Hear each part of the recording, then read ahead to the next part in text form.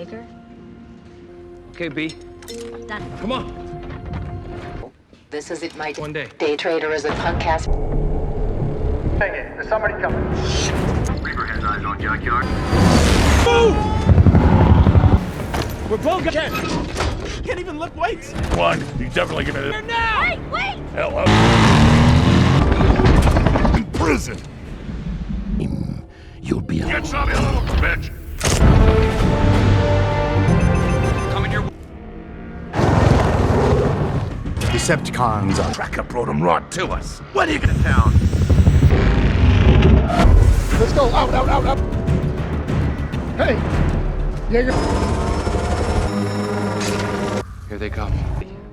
Hey, can you cars is in the street? I'm letting y'all know what we can. Let me, dude.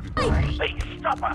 What? This planet is hell. You think I'm afraid of it? Do this, kamikaze!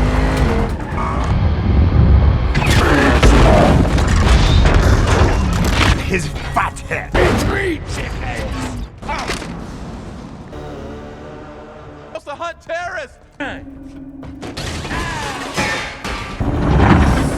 Struggle like a mother!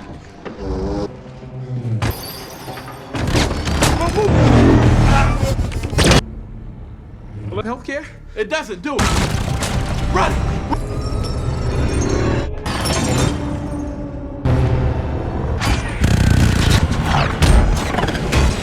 Oh shit, it's another one. It's a bad idea. Hey. What? It's only a beanbag, dude. You get up. Stop trying to act like me. I want to charge! All right, come on, hurry. Who the hell are you? Oh, What are you? that is correct. No, you're not. Whoa, man, slow down. Is he still living? Mel, a backup plan, sir.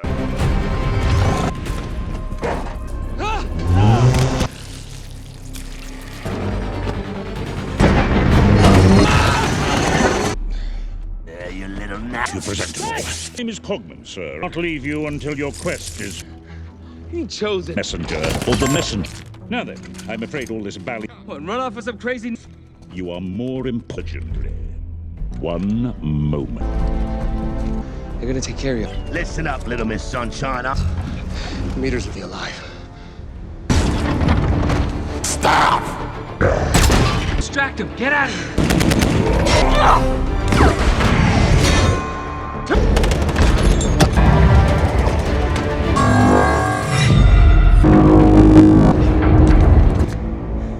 Or I will. No! Shoot me!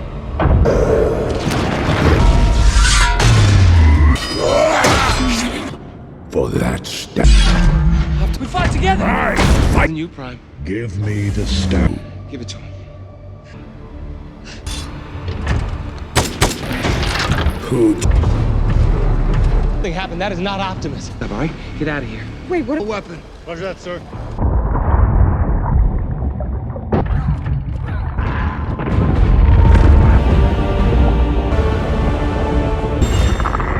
Get to the top! We can make it! Come on!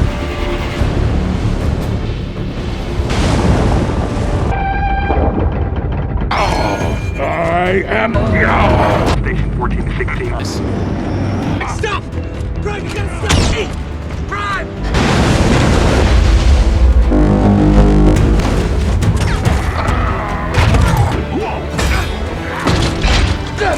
Oldest friend. Cybertron fell.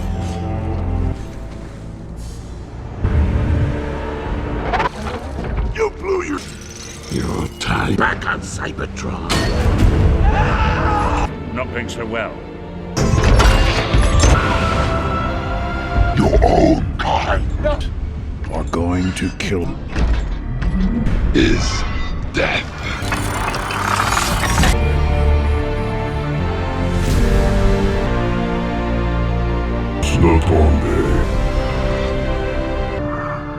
Failed you. Earth. The old. Only you can make it right, Prime. One moment, that's all. You? Cybertron.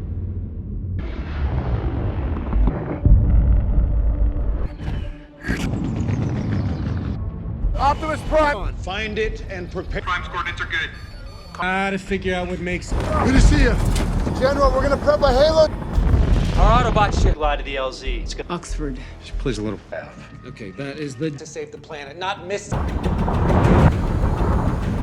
lived without. I activate.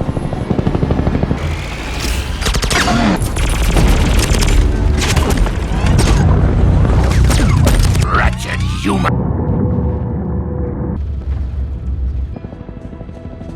You got my message. You brought everyone here. I just found Optimus Prime! Autobots, the Earth and her people can take it back. And when the after us know... I never got to say hi. No, not even close. You did King Fulgens die. You have by far. I felt as our world healed.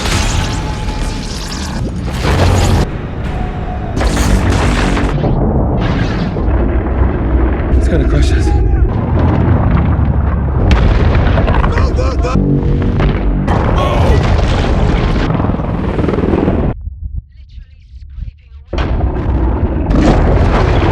Our core cools, which it is wrapped. Maybe you'll understand this. We 2 minutes! Was bullshit. Not now? Yeah, I am. Let's go, let's go! Stop! Right? It's just this one? I brought your cell phone. Thank you.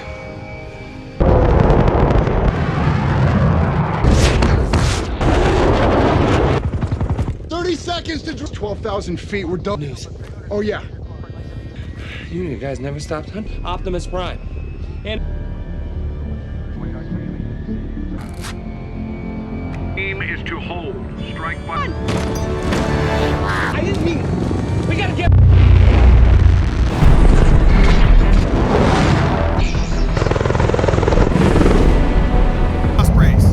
Bogey! Control spread and move. Coming out 1 o'clock.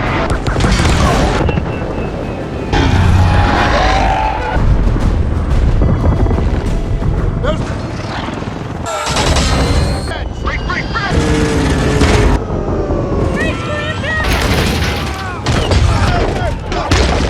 Enemy fighters!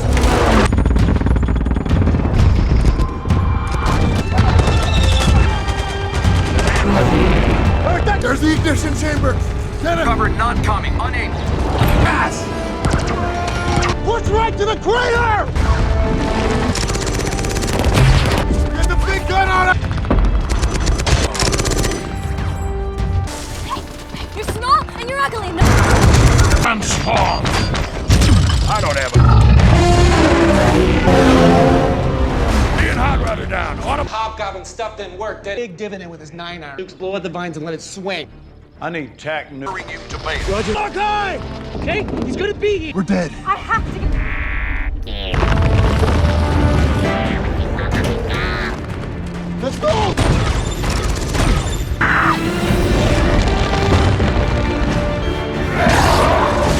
Mess. Attack! Confirmed on target. Silver arrows. Is he? I'm checking it out. Hit it. It's just dusty old boat. Get it! Hey, little lady!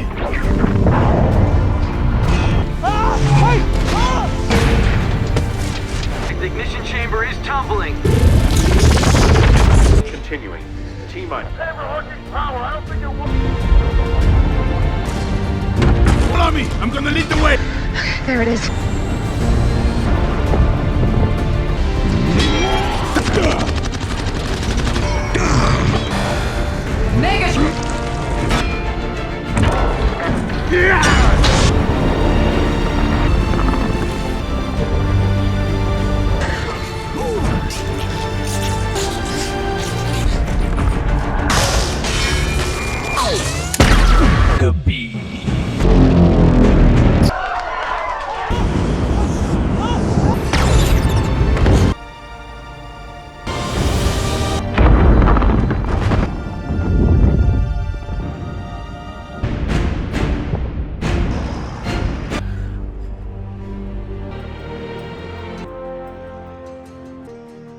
worlds.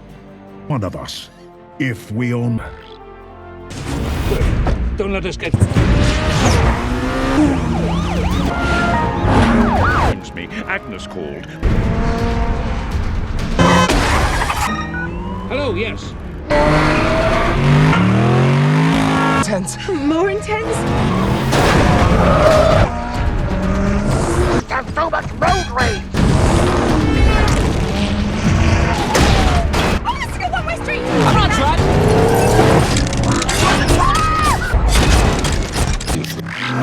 Out of your mind! Hey! Sorry. It's all right, I've got them. That's the modern generation. The sub now! Off the sub! This thing isn't gonna run. And the South's greatest mission of them all, one history, you know. No longer join you. Cade, This tin can with that 4-foot man. for your pain, a journey to this. Left the lands to you. Oh, the old girl. Okay, God, get out of the way! Right? He said you're in charge. In the alien ship, I will ask. The sub must be heading for open water. Directs converge on that choke. 150 range 1. Patrol, What? Quick, follow me. All right, let's move. DSP-2 scanner. No, it's not a good thing. Why did he send One.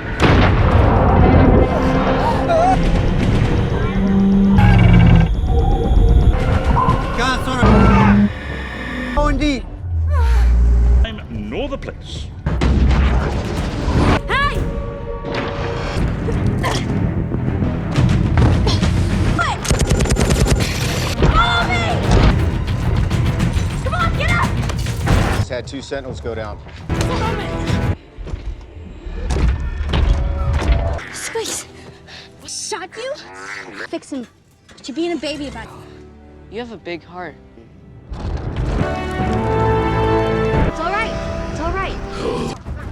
Cyclops, zoom in. Shit. It's none of your business. Stop flirting. Let's go. As far as you're concerned, this is my home. They're scared. On location 30 seconds. I can get a condo. Intent, hostile intent, alien has a weapon.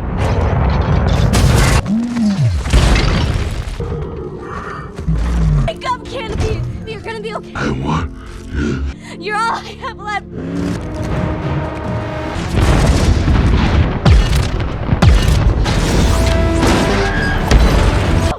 I can fix it. The one who says Transformers. Yeah. Cool, you wanna... Idiot. See you around.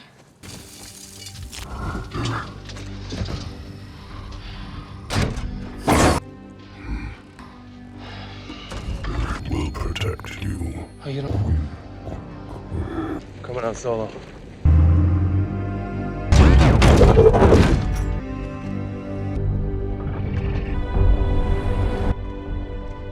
Yourself out here. I don't sell out friends. You see anybody?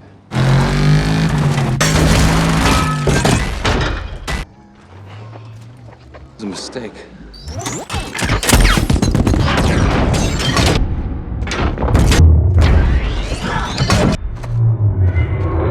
Buddy, don't go near him.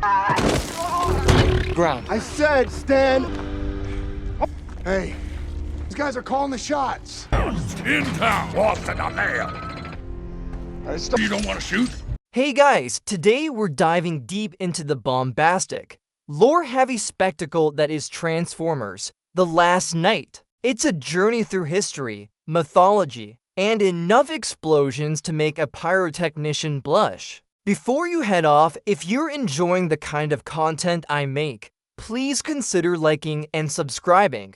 No pressure, but it truly helps me keep the action coming. Now, let's kick things off with a rather surprising historical detour. We're talking ancient Britain, King Arthur, and a decidedly unmagical Merlin. Turns out, Al Merlin wasn't exactly Harry Potter. His magic was more like a really good illusionist with some extremely advanced alien tech backing him up. See, back in the day, Arthur and his knights were having a bit of a rough time against the Saxons. Desperate times, as they say, call for desperate measures, or in Merlin's case, a drunken stumble into a crashed alien spaceship. Inside, he finds the last of the legendary Knights of Aachen who, to their credit, probably weren't expecting a medieval dude asking for help with a sword fight. But ever the obliging ancient alien warriors, they lend him their staff and merge to form a truly epic three-headed dragon transformer,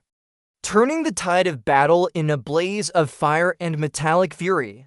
Who needs Excalibur when you have a giant robotic dragon, right? This ancient alliance sets the stage for a secret history, linking Transformers to Earth in a way we never knew. Fast forward to the present, and things haven't exactly gotten better for our metallic friends. Humanity, ever the welcoming host, has formed the Transformer Reaction Force, or TRF, because apparently living alongside giant sentient robots is just too much to ask. They're hunting down any Transformer they can find, good or bad, with the same enthusiasm a cat shows for a laser pointer. This new, bleak reality is perfectly embodied by Isabella, a resourceful young orphan girl who's made a home in the ruins of Chicago. She's got a trusty, albeit broken, Autobot companion named Squeaks, who looks like he's seen better days, probably even before breakfast. Together, they scavenge and survive, constantly on the lookout for danger. It's a harsh new world, where even the Autobots, who've saved us countless times, are now public enemy number one. Talk about gratitude, huh? Makes you wonder if saving Earth is even worth it sometimes. Meanwhile, the human who just can't quit the giant robot drama, Cade Yeager, is doing what he does best, being a hero, reluctantly. He's turned his junkyard into a haven for the remaining Transformers, a kind of Autobot retirement home and repair shop. Optimus Prime might be off playing space tourist, but Cade is still holding down the fort, fixing up whoever limps his way. We see him tinkering, grease up to his elbows, trying to make sure these guys don't end up as scrap metal trophies for the TRF. It's a dangerous game, one that's earned him a most wanted poster in pretty much every TRF office. But Cade's always had a soft spot for the underdog, especially when that underdog is a 20-foot-tall alien robot with a cannon for an arm. It's a thankless job, protecting these mechanical refugees. But someone's gotta do it, and it seems that someone is always Cade. He's basically the single dad of the Transformer universe, always cleaning up someone else's mess, back with Isabella and Squeaks. They stumble upon a newly crashed Cybertronian ship, which is less treasure-find and more beacon for doom, as you can imagine. The TRF shows up faster than you can say Optimus Prime is gone. A fierce firefight breaks out, and it's clear these human soldiers are not messing around. A young Autobot, who probably just wanted to play catch,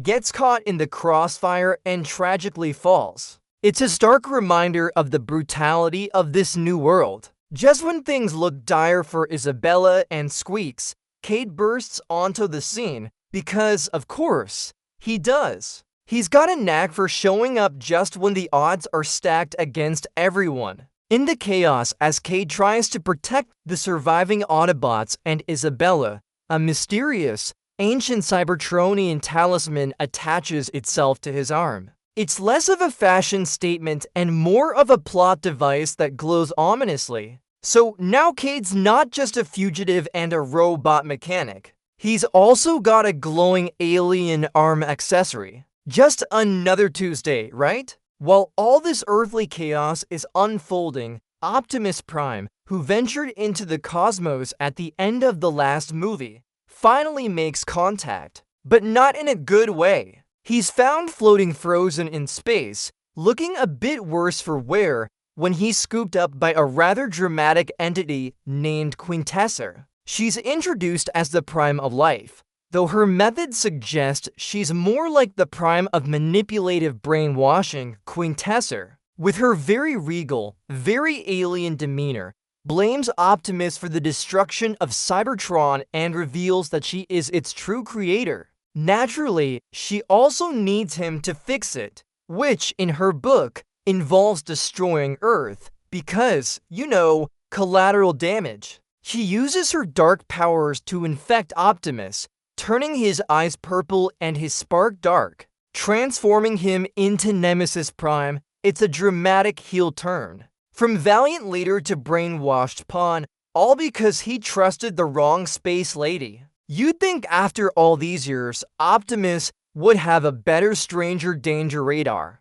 especially in deep space. Back on Earth, Cade's glowing arm accessory earns him a one-way trip via a very aggressive helicopter ride to a stately British manor. He's been invited by Sir Edmund Burton, a wonderfully eccentric English lord who seems to know way more about Transformers than any human probably should. Burton's estate is less country home and more secret history museum filled with Transformer relics and ancient texts. He's got a butler Transformer named Cogman, who's got the personality of a polite psychopath, and he quickly lays out a bombshell. Transformers have been on Earth for centuries, shaping history in secret. From Leonardo da Vinci sketching proto-Autobots to Einstein apparently getting help with his theories, it's a whole new layer of world building. Turns out, the talisman on Cade's arm is a key, signaling him as the last knight, someone vital to stopping an impending apocalypse. No pressure, Cade, just the fate of two planets riding on your shoulders. And a glowing bracelet. Burton also needs another piece for his apocalyptic puzzle. Vivienne Wembley, a brilliant, high-strung Oxford professor of history who's completely oblivious to her own destiny. She's pulled out of her lecture on mythology, mid-sentence, by the TRF and spirited away to Burton's estate in what can only be described as a rather aggressive blind date.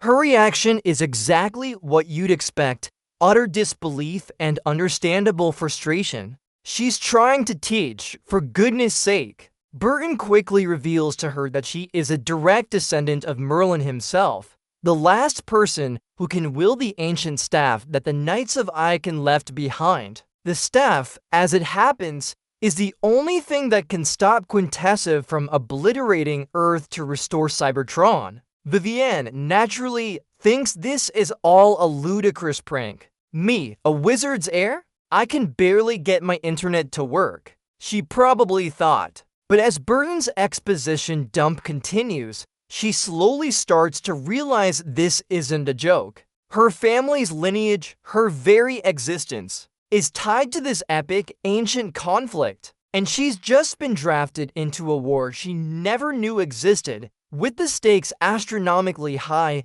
Earth is about to become Cybertron's personal battery pack.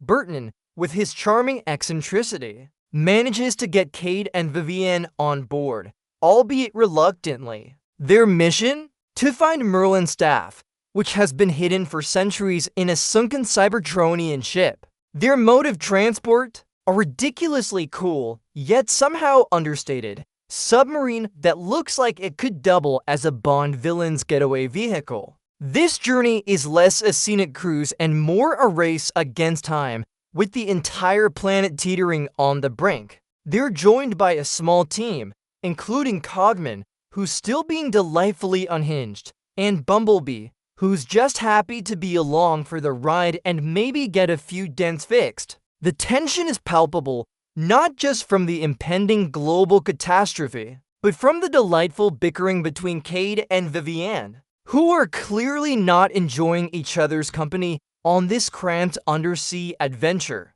It's like a road trip, but with less "are we there yet?" and more "is the world about to end yet?" As the team descends into the murky depths, they discover the ancient Cybertronian ship, a colossal vessel that's been slumbering for millennia, looking like a metallic leviathan resting on the seabed. It's a breathtaking sight, a testament to the sheer scale of Transformer history on Earth. Simultaneously, above the waves, Megatron, ever the opportunist, has made a deal with the devil, or in this case, the TRF. He's offered to help them capture Cade and stop the Autobots, in exchange for the release of his Decepticon cronies from government custody. The TRF, despite their anti-Transformer stance, are desperate enough to accept, because when you're facing planetary annihilation, sometimes you make questionable alliances. So while Cade and Vivienne are exploring ancient alien ruins underwater, Megatron is assembling his own squad of bad guys, including a particularly nasty-looking fellow named Mohawk, who resembles a spiky death machine. It's a classic enemy of my enemy scenario, where the enemies are still very much enemies, and no one should really trust anyone. What could possibly go wrong? Cade and Vivienne, guided by the mysterious talisman, venture into the colossal, eerie interior of the sunken ship. It's dark, vast, and filled with ancient Cybertronian technology that's probably older than humanity itself. The air is thick with the weight of history, and every creak and groan of the ship adds to the suspense. They navigate through crumbling corridors and cavernous chambers, a true Indiana Jones adventure, but with more alien tech and less fedoras. They eventually find what appears to be a tomb, a resting place for a fallen knight of Icon. This knight holds the key, literally, to unlocking the staff. The design of the tomb is intricate, a blend of ancient Cybertronian artistry and a touch of something distinctly human, reflecting the long-hidden connection between the two worlds. It's a truly stunning piece of world building, showing how deeply intertwined the Transformers story is with Earth's past.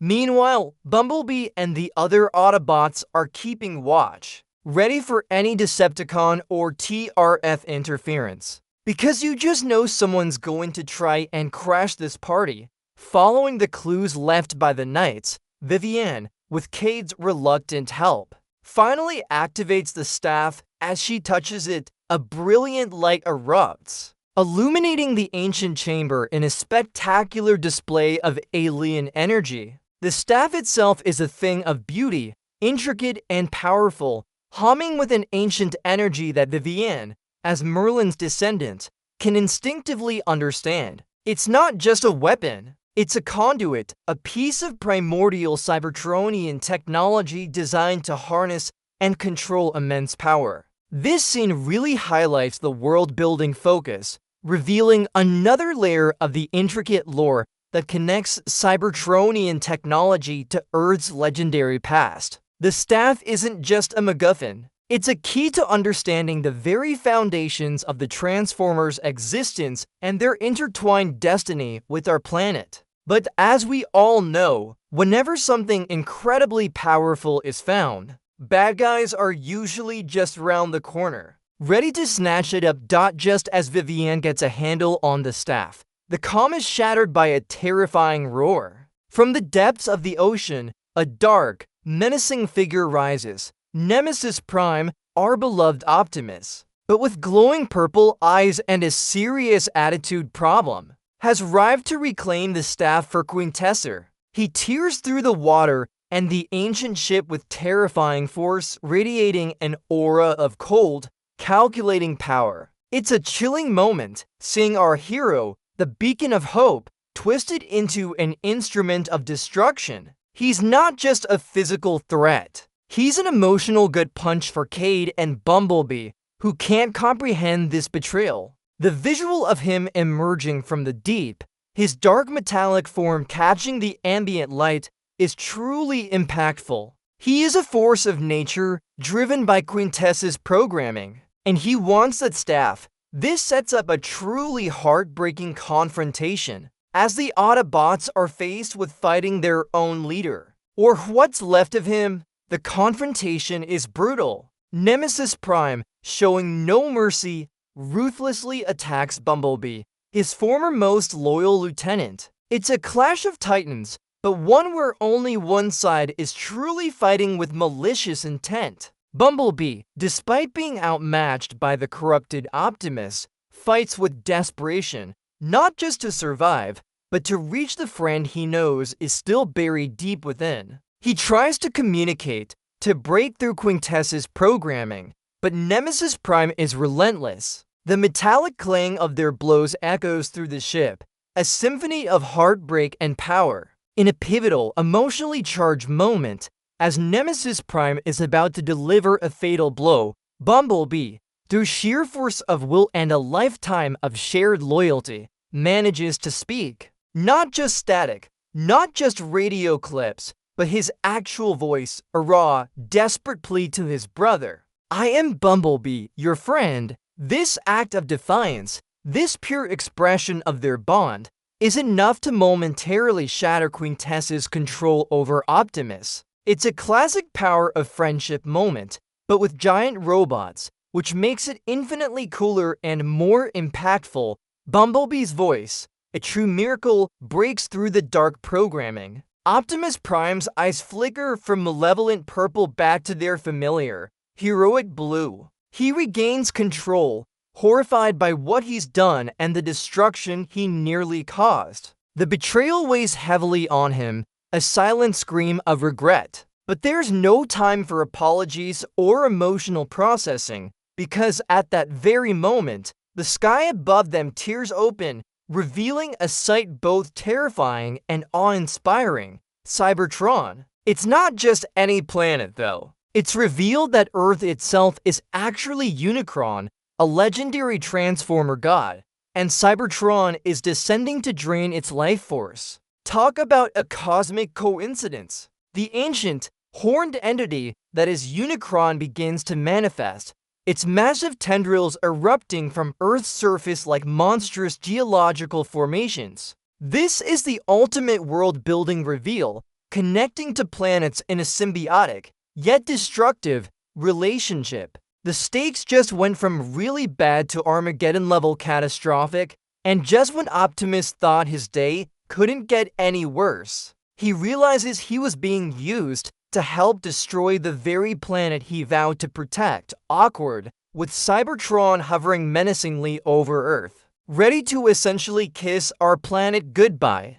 The Autobots and their human allies have one desperate plan: get the staff to Stonehenge. Why Stonehenge, you ask? Because apparently those ancient stones are not just a prehistoric Instagram spot, but a critical Cybertronian energy conduit. The perfect place to activate the staff and sever the connection between the two planets. So it's a frantic race across a devastated landscape, with massive chunks of Cybertronian metal tearing through the atmosphere and exploding around them. The TRF and military forces are also in hot pursuit because they're still convinced the Autobots are the problem, despite the literal planet-sized evidence otherwise. It's a chaotic, high-octane chase, with explosions, robot transformations, and probably a few "are we there yet?" complaints from the back seat. The tension is palpable, the fate of two worlds hanging in the balance, and everyone's probably wishing they'd opted for a quiet day at home with a good book instead of trying to save the universe. As they approach Stonehenge, which is now looking less like an ancient monument and more like a celestial charging station, Quintessa decides to ramp up the difficulty. She unleashes her Infernicons, fiery, demonic-looking Transformers, to protect her ultimate plan. It's an all-out brawl, human military versus Infernicons, Autobots versus Decepticons, and everyone else just trying not to get squashed. The sheer scale of the conflict is mind-boggling. Fire and plasma blasts light up the sky, the ground trembles with every impact, and the metallic clang of battle is deafening. Amidst the chaos, just when things look dire, a truly epic surprise arrives. The ancient knights of Icon, the very ones who helped Merlin, emerge from their hidden resting places. They morph into their majestic dragon forms, turning the tide of battle with fire and fury, showcasing another incredible aspect of the Transformers' deep history on Earth. It's a fantastic moment of world building, bringing centuries of lore to a head in one glorious, fire-breathing spectacle. Who needs backup when you've got giant robot dragons on your side? With the Dragon Knights holding off the Infernicons and Decepticons, the core team, Cade, Vivian, Optimus, and Bumblebee embark on an even more perilous journey, scaling the towering, alien structures of Cybertron itself. Remember, Cybertron is literally merging with Earth, so they're climbing on a giant, crumbling, collapsing alien planet. It's like climbing Mount Everest, but Mount Everest is also falling apart around you and trying to suck the life out of your home world. The views are spectacular, if a little terrifying, looking down at Earth through the gaping chasms created by the convergence. Their goal is to reach the ignition chamber where Quintessa is manipulating the staff, trying to complete her planetary drainage plan. This ascent is a masterclass in world building, showcasing the terrifying beauty of Cybertron's inner workings and the sheer scale of Quintessa's ambition. Every step is a gamble, every ledge a potential death trap, as the very ground they walk on groans and shifts. It's a true race against time, with the fate of two worlds hanging by a thread. And everyone's probably wondering if they should have packed some climbing gear. They finally reach Quintessa's lair. A grand, cathedral-like chamber pulsing with raw Cybertronian energy. Quintessa stands at the heart of it all, a vision of cruel elegance, gleefully manipulating the staff. She's basically throwing a cosmic drain-the-planet party.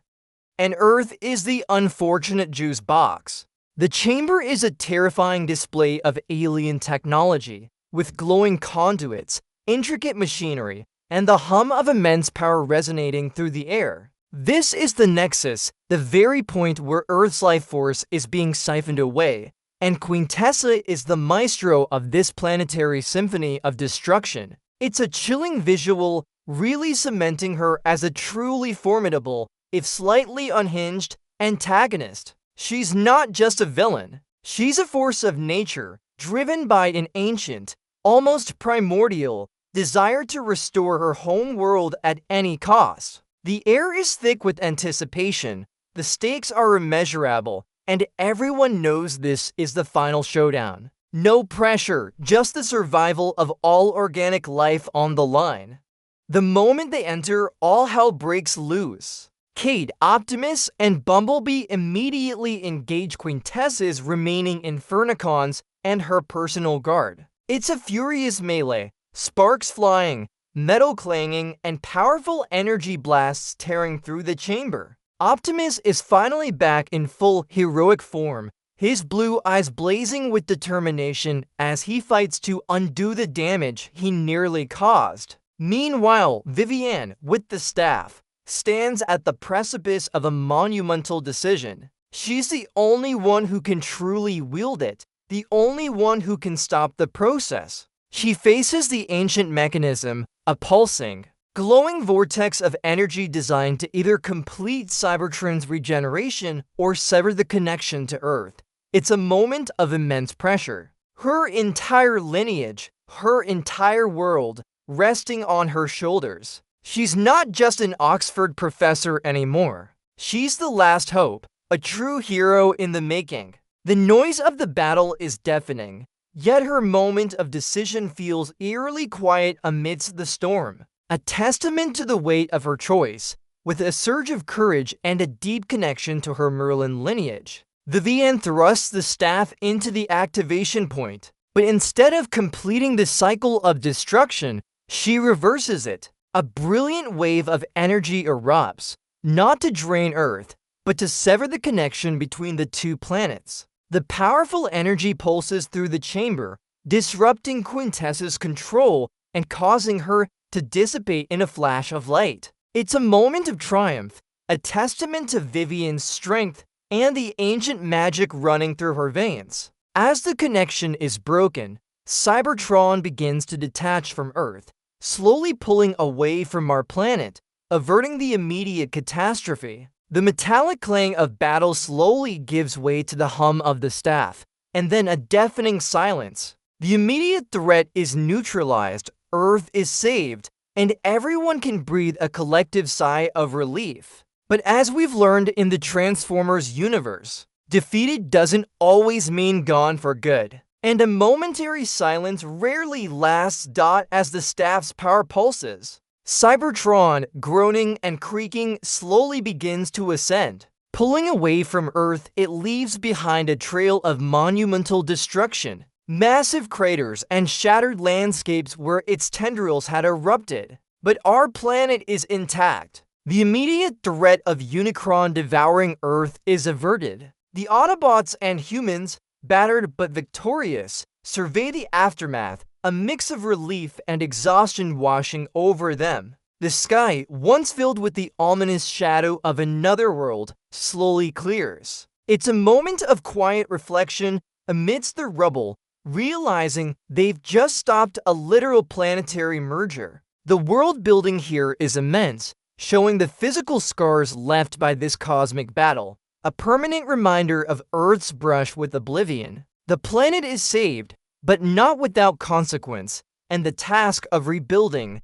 both physically and politically, now looms large. And for a moment, just a moment, there's peace, if you can call a planet-sized hole in the ocean peaceful, in the quiet after the storm.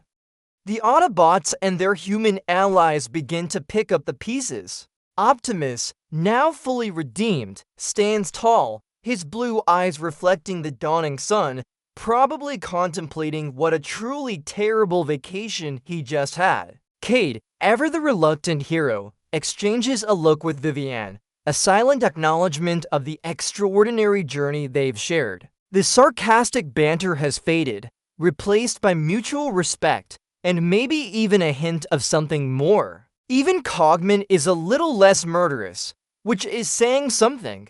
This scene serves as a soft landing after the non-stop action, allowing us to appreciate the human element of the story and the bonds forged under unimaginable pressure. The world may be scarred, but humanity, with its newfound understanding of the Transformers' ancient history, is ready to face a new future. It's a moment of hope, even if everyone's pretty sure another alien threat is probably just around the corner. Because, let's be real, this is a Transformers movie. The universe just loves to test them. Just when you thought it was safe to go back to Earth, the movie hits us with one last, chilling twist. Remember Quintessa, the prime of life who supposedly dissipated? Well, it turns out she's a bit like a bad penny, always turning up. In the final scene, we see a mysterious woman, looking suspiciously like Quintessa in a human disguise, approaching one of the massive, horn-like structures of Unicron that erupted from Earth's surface. She coolly states, "I will draw out his power," implying that Unicron, the ancient Transformer god and Earth itself, isn't truly dead, but merely dormant, and she plans to awaken him. It's a fantastic piece of world building, leaving us with a tantalizing cliffhanger and setting the stage for future cosmic conflicts. The metallic clang of the past echoes with the potential destruction of the future. The message is clear, the fight isn't over. The Transformers' ancient history with Earth, and the cosmic forces that threaten it, are far more complex and enduring than anyone imagined. And with that, we're left to wonder what fresh new chaos will unfold. Because if there's one thing we know about this universe, it's that peace is always temporary.